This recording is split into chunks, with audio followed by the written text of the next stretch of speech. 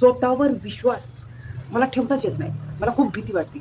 हे जर सारखं मनात येत असेल ना, तर एक स्टोरी लक्षात ठेवा. ज्यावेळेस शिवाजी महाराज अफजल खानच्या तावडीत सापडले होते, त्यावेळेस सगळी जनता, त्यांचे सैनिक खूप घाबरले होते, की आता काय होईल? एवढा धिप्पाड अफजल खान, अर्थात शिवाजी महाराजांचं कसं होणार? त्यावेळेस शिवाजी महाराजांनी एकच पॉईंट लक्षात ठेवला, तो म्हणजे देवावरती विश्वास आणि स्वतःवरती विश्वास. हा स्वतःवरती विश्वास होता. तो विश्वास त्यांच्या तलवारीमध्ये त्यांनी आणला आणि अफजल खानचा खात्मा केला.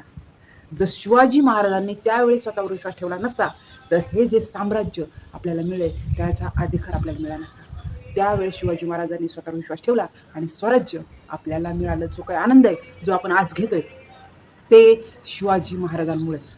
त्याच्यामुळे आवर्जून लक्षात ठेवायचं आहे, की जर आपण स्वतःवर विश्वास ठेवला, तर कोणत्याही दुःखातून आपण बाहेर पडू शकतो.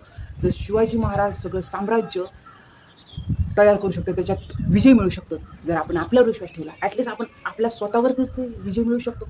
आपण लक्षात ठेवायचा आहे आणि तो विश्वास असतो ना, त्या विश्वासावर काम करायचं. जर भीती वाटत असेल, तर शिवाजी महाराजांची आठवण काढायची आणि जे काही प्रॉब्लेम येतील त्यांना तोंड द्यायचं.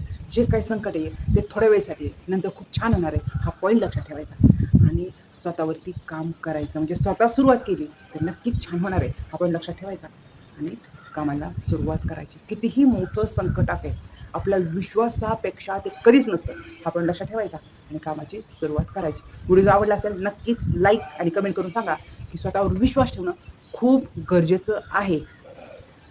तर वेळात वेळ काढून तुम्ही व्हिडिओ पाहिजे, खूप सारे धन्यवाद.